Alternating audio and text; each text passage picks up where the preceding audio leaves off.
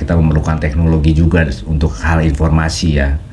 Cobalah dihilangkanlah hal-hal tentang kebencian-kebencian, hal-hal tentang menghujat perbedaan pendapat. Dalam hal ini yang paling riskan banget adalah masalah agama. Kita boleh berbeda agama, akan tetapi kita tetap menjaga hubungan sosial kita dengan baik, saling bertoleransi, saling membangun negeri ini, membangun peradaban manusia di muka bumi ini, saling menciptakan. Oke, teman-teman Rumahayal, terima kasih untuk mengklik channel gue. Semoga cita-cita gue akan selalu memberikan hal-hal yang positif buat kita semua. Ini berawal dari keluh kesah gue ya. Biasanya ada ucapan bahwa jika kita mengejar akhirat, maka dunia pun akan ikut kepada kita. Pilih dunia atau pilih akhirat. Pilih kebahagiaan dunia atau pilih kebahagiaan di akhirat. Kalau menurut gue, tetap gue mengacu kepada keseimbangan, bahwa hidup itu harus seimbang. Karena Tuhan menciptakan seluas-luasnya alam semesta, dan manusia yang dikatakan sebagai khalifah di muka bumi ini. Dan gue yakin bahwa tugas kita, selain kita harus memang diwajibkan untuk bersyukur dan bersujud kepada Tuhan, tetapi ada poin penting bahwa manusia harus mengembangkan peradaban di alam semesta ini. Manusia harus mencari dan menciptakan dan menemukan pengetahuan teknologi untuk perkembangan dunia, di mana perkembangan dunia berarti mempermudah kehidupan manusia di dunia. Ya, contohnya misalkan dulu kita, orang tua dulu, manusia-manusia sebelum kita, dia memerlukan waktu berbulan-bulan, bahkan bisa bertahun-tahun untuk perpindahan dari negara dia ke negara lain. Atau dia keliling dunia pun dia harus memerlukan waktu bertahun-tahun. Untuk yang beragama Islam, ingin menunaikan haji pun perlu waktu berbulan-bulan untuk sampai ke sana. Berarti ada kebermanfaatan di situ, bermanfaatan teknologi, kebermanfaatan suatu karya yang diciptakan sebagai alat transportasi, memudahkan mobilitas manusia untuk melakukan kegiatan apapun, kegiatan dalam hal bisnisnya, kegiatan dalam hal pendidikannya, maupun kegiatan dalam hal keagamaannya memerlukan teknologi. Makanya kegelisahan gua bahwa kita sebagai orang yang dewasa mengajarkan kepada anak-anak kita, mengajarkan kepada generasi kita, dan khususnya untuk tokoh-tokoh yang lebih cerdas di luar sana ya, teman-teman sekalian, memberikan pandangan-pandangan hidupnya untuk generasi-generasi yang akan datang, supaya lebih fokus lagi dalam hal memperbaiki kecerdasannya, menciptakan suatu karyanya, suatu karya pengetahuan dan teknologi untuk pembangunan negaranya, yang dapat dinikmati untuk seluruh manusia di muka bumi ini. Ya kan banyak tokoh-tokoh ilmuwan sebelumnya, kita sekolah, kita membaca, ada ilmuwan, penemu matematika, penemu aljabar, ahli filsafat, ahli kedokteran, penemu kedokteran juga. Di situ kita melihat bahwa mereka sebelum kita, dan mereka pun orang yang beragama, tetapi mereka tidak meninggalkan kebutuhan dunia, dan mereka tidak meninggalkan sains, pengetahuan, menciptakan karya, menciptakan pengetahuan yang dapat dipergunakan untuk menjalankan kehidupan. Dan apa yang mereka ciptakan para ilmuwan tersebut dinikmati oleh kita semua, dinikmati oleh manusia-manusia modern saat ini. Dan kita harus berterima kasih kepada mereka, para ilmuwan, tokoh-tokoh agama sebelumnya, dan mereka juga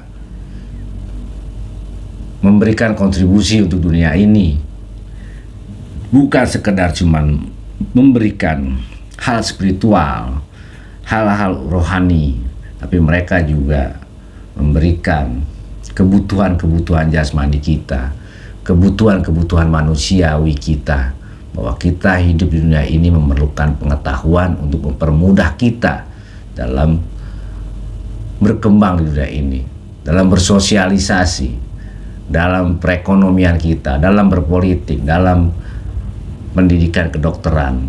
Dan gua pengennya seperti itu, bahwa pendidikan jangan ada doktrin-doktrin yang terlalu berlebihan menurut gua, yang pada akhirnya memecah belah pandangan dan memecah belah kehidupan sosial di masyarakat. Kita boleh berbeda pendapat, karena gua pun mungkin dengan keyakinan gua, dan ada keluarga gue juga, adik gue, saudara gue yang sama-sama beragama, dianut yang sama menganut agama dan menganut agama yang sama, tetapi pandangan gue pun ada perbedaan dengan mereka. Akan tetapi perbedaan itu adalah suatu bentuk hal yang positif, hal yang membangun, karena berarti akal pikiran gue bekerja dan akal pikiran saudara-saudara gue pun bekerja. Akan tetapi perbedaan tidak menjadikan hal yang konflik, tidak menjadikan sesuatu yang dapat memecahkan persaudaraan. Ya mungkin gue cuma mau ajak diskusi di sini ya. Kadang kan kita juga nonton media sosial ya, kita memerlukan teknologi juga untuk hal informasi ya.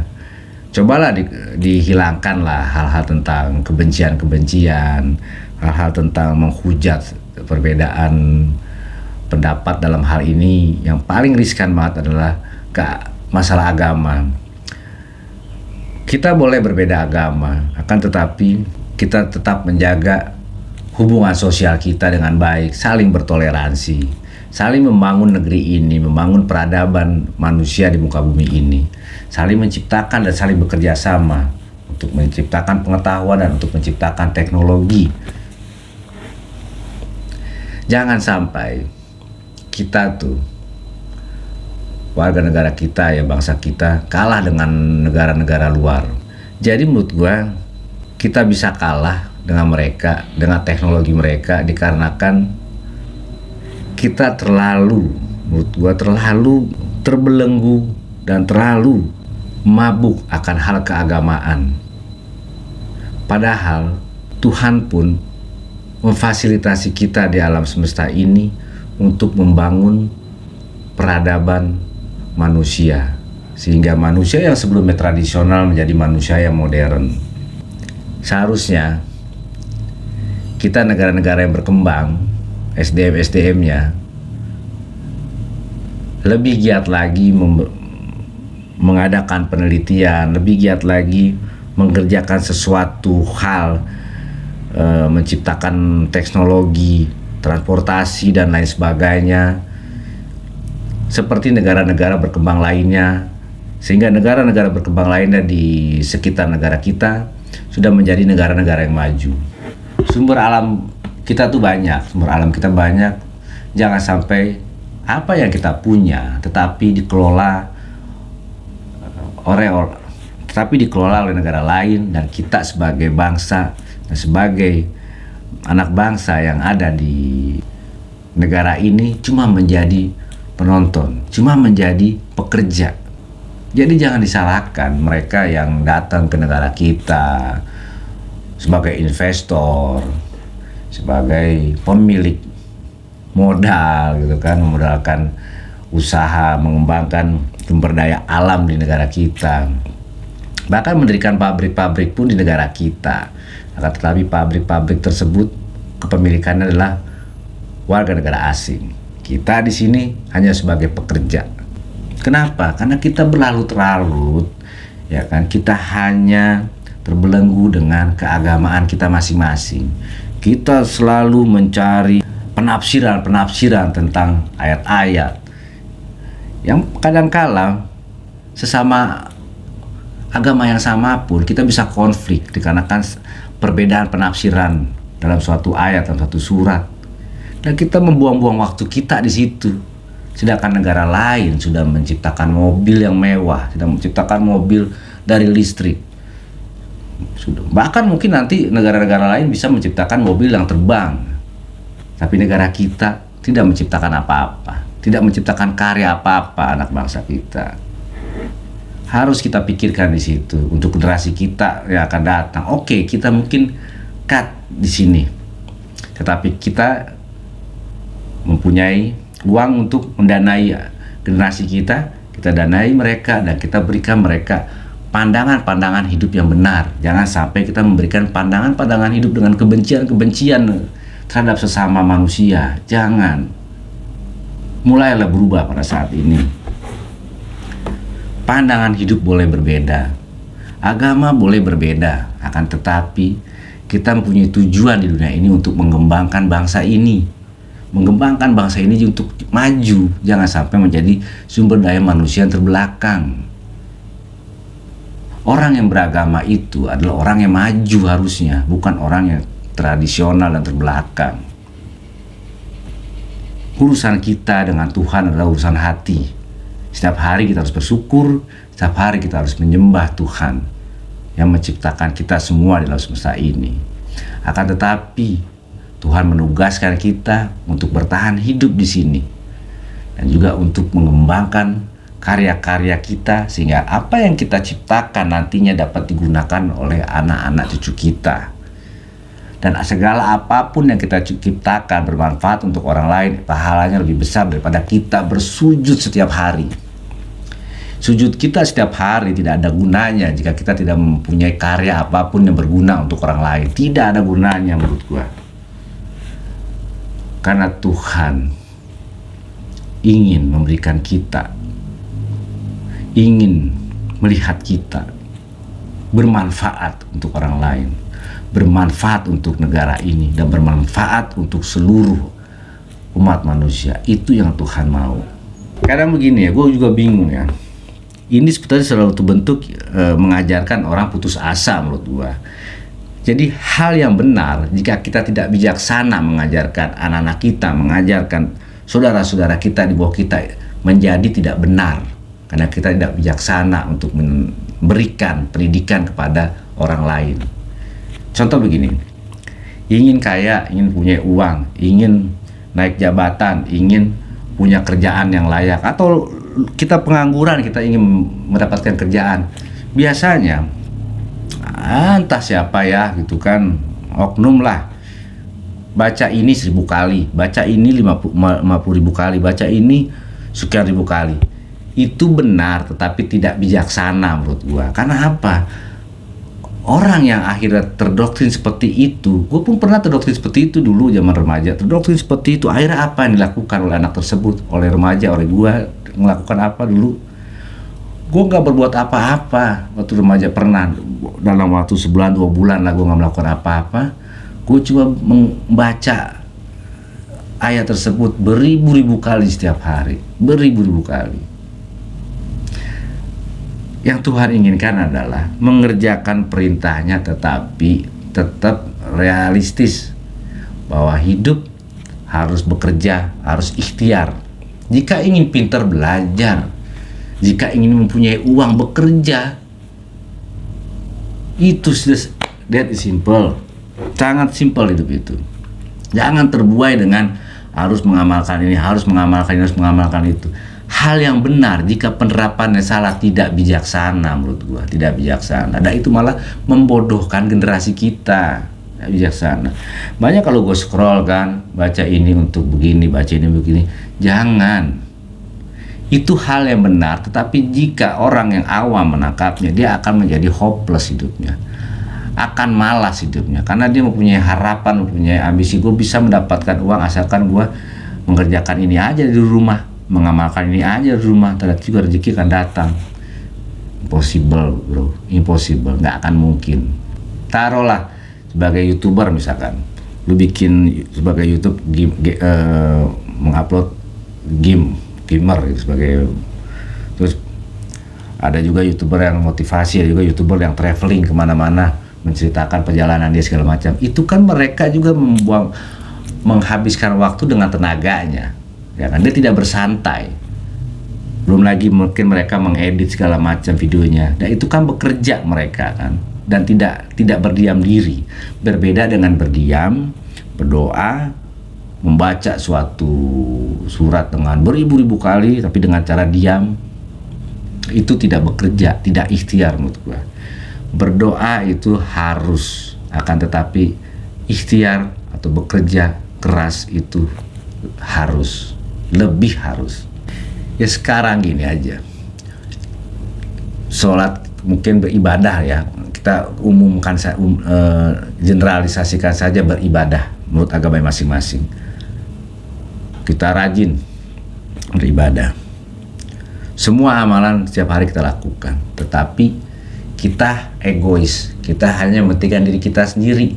Kita melakukan itu karena kita menginginkan kebahagiaan nanti setelah kita mati, tapi kita tidak memikirkan generasi kita yang akan datang, mereka akan hidup seperti apa. Kita tidak memikirkan hal itu. Itu adalah hal sesuatu yang egois menurut gua. Tapi jika kita memikirkan mereka, kita melakukan ibadah dengan baik, tetap melakukan dengan baik, tapi yang sewajarnya saja. Tapi kita juga setelah kita beribadah, setiap hari kita bekerja keras. Bahkan jika kita seorang yang pintar, kita punya alat buat meneliti segala teknologi, segala apapun, kita buat sesuatu yang nanti sesuatu itu yang kita buat dapat digunakan oleh anak cucu kita nanti. Itu adalah orang yang bermanfaat. Itu adalah orang yang lebih sempurna hidup di dunia. Itu orang atau manusia yang benar-benar layak diridhoi oleh Tuhan Yang Maha Kuasa. Karena dia tidak mementingkan diri dia sendiri. Dia tidak mementingkan diri dia sendiri untuk apa? Untuk tujuan di akhir nanti setelah dia mati, dia mendapatkan tempat yang enak. Tetapi dia tidak memikirkan kehidupan generasi dia yang akan datang. Hidup itu harus seimbang. Hidup itu harus seimbang. Memang kita ditakdirkan untuk selalu bersyukur, bersujud kepada Sang Pencipta. Tetapi di dunia ini selamatkan diri kita, karena Tuhan tidak menyelamatkan kita jika kita tidak ikhtiar, jika kita tidak berusaha juga. Tuhan akan bantu kita jika kita mempunyai usaha, bekerja keras, berikhtiar, dan mempunyai keinginan untuk melakukan dan menyelamatkan hidup kita masing-masing. Karena Tuhan tidak suka orang yang putus asa, yang cuma kerjanya berdoa setiap hari. Tuhan tidak suka. Kita boleh pasrah dengan takdir kita, tetapi kita terus harus berusaha dengan takdir kita. Kita harus merubah takdir kita sampai kita mati. Selagi kita masih hidup, kita harus merubah. Nah, kembali lagi ke hal yang tadi, bahwa orang yang beragama harus bisa menciptakan segala sesuatu, pengetahuan yang ada di muka bumi ini, teknologi harus diciptakan. Karena jika bangsa kita cerdas, bisa menciptakan perkembangan zaman ini dengan baik, teknologi, ya dari ilmu kedokteran kita hebat, bagus, tidak kalah dengan negara lain. Dari transportasi, dari alat transportasi pun kita bisa menciptakan sendiri tanpa harus membeli dari negara lain. Jika kita terus-terusnya kayak begini, kita membeli mobil dari negara lain yang enak mereka menciptakan sebanyak-banyaknya kendaraan, Indonesia yang beli, kita yang beli, bangsa kita yang beli. Dan gue berharap sih kedepannya kita bisa menjual suatu barang kita yang mewah seperti kendaraan kepada negara-negara lain. Di balik, jangan kita membeli terus dari negara-negara lain untuk bangsa-bangsa kita di sini.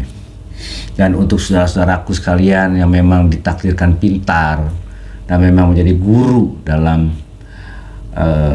mengajarkan keagamaan sesuai agama masing-masing ya, berikanlah motivasi kepada murid-muridnya, ceramah-ceramah yang baik-baik supaya mereka, regenerasi kita nanti dapat mengenal teknologi dan mementingkan ilmu teknologi, dan pada akhirnya negara kita bisa jadi negara yang maju dan negara yang dipandang oleh negara-negara lain. Jangan sampai negara kita pecah gara-gara perbedaan agama. Jangan sampai negara kita yang sesama agama pun pecah karena banyak macam golongan di sini.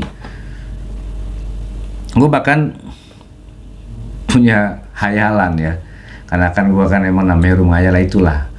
Karena gue berpikir berhayal untuk kebaikan, apapun gue hayalin. Gue berhayal bagaimana jika cuman ada suatu pandangan di dunia ini ya. Misalkan agama gue, alhamdulillah agama Islam, misalkan kan di Islam ada bermacam mazhab ya. Gue kadang-kadang berhayal, coba jika mazhabnya cuma satu, mungkin lebih rukun lagi gitu. Seperti itu. Itu hayalan ya. Gue berhayal seperti itu, karena kan jika pandangan kita ini sama, pasti nggak akan ada perpecahan juga, nggak akan ada perdebatan juga. Ya mungkin juga perdebatan ada, tetapi tidak akan luas atau tidak akan terlalu berlebihan perdebatannya. Tapi tidak apa-apa jika memang berbeda suatu pandangan, berbeda suatu penafsiran. Kita jalani masing-masing saja sesuai dengan apa yang kita yakini. Akan tetapi kita menghormati saudara-saudara kita yang lain, karena kita ingin membangun peradaban di bangsa ini menjadi bangsa yang modern, menjadi bangsa yang ya dengan istilahnya ditakuti lah dengan negara-negara lain. Secara ekonomi, secara politik juga kita ditakuti, disegani. Itulah keluhan, keresahan gua ya di rumah ngayal ini ya. Gue berharap untuk orang yang sudah punya nama, yang apa yang dia ucapkan selalu didengar oleh orang lain, dan pasti diikuti apa ucapannya. Berikanlah ucapan-ucapan yang baik-baik, berikanlah pandangan-pandangan hidup yang baik-baik, dan memberikan rangsanganlah kepada orang yang mendengarnya, sebagai audiensnya, sebagai murid-muridnya, untuk mengembangkan pengetahuan di dunia ini, untuk berjuang membangun peradaban di dunia ini, dan berkarya sesuai dengan profesinya masing-masing. Dan nantinya bangsa kita menjadi bangsa yang kuat, menjadi bangsa yang menciptakan apapun yang dibutuhkan negara lain, sehingga pada akhirnya negara lain akan membeli barang-barang dari kita, karena kita sudah bisa menciptakan teknologi. Ya kadang gue juga masa bingung gitu. Kita udah modern, ya harusnya mengejar teknologi, mengejar pengetahuan, memajukan bangsa ini dengan baik. Tapi kadang pikiran-pikiran dan pandangannya hanya terbatas dengan baju, hanya terbatas dengan berlama-lama atau diulang-ulang halal dan haram, diulang-ulang dengan mencaci maki, mengkafir-kafirkan orang. Udah bukan saatnya menurut gua hal itu. Lakukanlah hal itu secara internal. Lakukanlah hal itu kalau memang menurut gua baik. Lakukanlah hal itu secara tertutup. Jangan dipublikasikan, jangan sampai menyakitkan hati orang lain, jangan sampai membelah persaudaraan, dan jangan sampai menjadi permusuhan di antara saudara-saudara kita yang lain. Gue berharap sedini mungkin ya, dari sekolah dasar dengan pengajaran masing-masing agamanya, memberikan moral yang baik, mengajarkan kepada anak-anak yang masih kecil adab yang baik, bagaimana cara untuk berbicara yang baik, bagaimana cara untuk mengutarakan pandangan-pandangan hidupnya nanti. Jadi ajarkanlah generasi-generasi kita nanti keseimbangan dalam hidup, bahwa beragama dengan baik dan bersosialisasi pun dengan masyarakat dengan baik, dan mengembangkan ilmu pengetahuannya pun maksimal dengan baik. Karena jika itu semua dilakukan nanti pada anak cucu kita, gue yakin negara ini pasti akan lebih maju lagi, dan pasti akan lebih toleransi lagi orang-orangnya, dan pasti akan lebih kompak lagi orang-orangnya, dan pasti sumber daya manusia pun menjadi sumber daya yang cerdas, dan tidak ada lagi sumber daya manusia yang gampang terprovokasi, yang gampang dibodoh-bodohi. Coba aja lu lihat berita ya, banyak yang udah terikot di internet lah ya, bahwa hal sekecil apapun, entah di jalan raya, entah dimanapun, mudah sekali untuk terprovokasi hingga akhirnya dapat melakukan penganiayaan kepada salah satu orang. Sedangkan kita adalah negara hukum, tetapi penganiayaan itu sering terjadi kapanpun juga di negara kita. Jadi pertontonkanlah dan buatlah suatu media elektronik, informasi di media sosial, sesuatu yang membangun untuk anak-anak kita, sesuatu yang mendidik untuk mereka berpikir berkembang. Jangan sampai mereka dipertontonkan dengan hal-hal yang negatif yang jadinya nanti sumber daya manusia kita akan terus terbelakang kalah sama negara-negara lain. Negara lain sudah berpikir jauh ke depan, karena kita mempertontonkan hal-hal yang receh lah menurut gue ya, nggak guna gitu. Bahkan kadang-kadang membuat konten pun dipertontonkan hal-hal perselingkuhan suami istri dan lain sebagainya. Itu kan menurut gue hal-hal receh. Jika memang sudah terjadi, selesaikanlah secara pribadi, lewat jalur hukum pun secara pribadi. Jadi anak-anak yang masih labil dan masih membutuhkan informasi-informasi yang positif tidak akan pernah melihat tayangan-tayangan seperti itu. Banyak beberapa orang tua yang sudah mengontrol dan membatasi informasi-informasi yang gak bagus di handphone anak-anaknya. Akan tetapi masih banyak di luar sana yang benar-benar dibebaskan sama orang tuanya, sehingga anak-anak yang masih kecil mempunyai handphone, akhirnya dia bisa melihat apapun. Dia bisa melihat apapun informasi di handphone. Hal-hal positif dan negatif dia bisa lihat. Dan akhirnya apa? Sumber daya manusia generasi kita nanti akan selalu kalah. Karena sesuatu hal yang negatif selalu masuk ke dalam jiwanya, masuk ke dalam pandangan dia, dalam pikiran dia. Karena manusia tuh terbentuk karakternya, terbentuk kecerdasannya pun dikarenakan apa yang dia konsumsi. Yang dikonsumsi itu bukan cuma makanan, pengetahuan, informasi. Sering kita berikan informasi yang baik-baik, kita sebagai orang tua atau sebagai guru, kita berikan informasi kepada anak didik kita yang baik-baik. Walaupun mungkin asupan makanan kita biasa-biasa saja, tetapi mereka karena rutin diberikan informasi dan pengetahuan yang baik-baik dari media sosial, secara visual, secara verbal pun kita berikan dia informasi baik-baik, otomatis anak itu akan berkembang menjadi anak yang baik dan anak yang kritis secara positif. Kepalanya dan pikirannya ini selalu memikirkan pengetahuan-pengetahuan yang bagus. Tapi jika kebanyakan hal negatif dari kecil mereka lihat, mereka dengar, mereka pun akan terbentuk karakter yang negatif nantinya. Jadi jangan disalahkan juga jika nanti ada remaja-remaja yang akhirnya baku hantam, berantem, tawuran, dan lain sebagainya. Itu dikarenakan waktu kecilnya dia sudah banyak melihat dan mendengar, bahkan mungkin menyaksikan hal-hal yang negatif di lingkungannya. Jadi mereka akan terbentuk menjadi manusia-manusia yang negatif, manusia-manusia yang tidak mempunyai jiwa kemanusiaan untuk orang lain, tidak mempunyai rasa hormat kepada orang lain. Ya mungkin teman-teman ada pandangan, masukan buat gue ya, karena biar gimana pun gue juga pasti masih memerlukan belajar ya dalam memandang suatu masalah sosial di bangsa ini ya.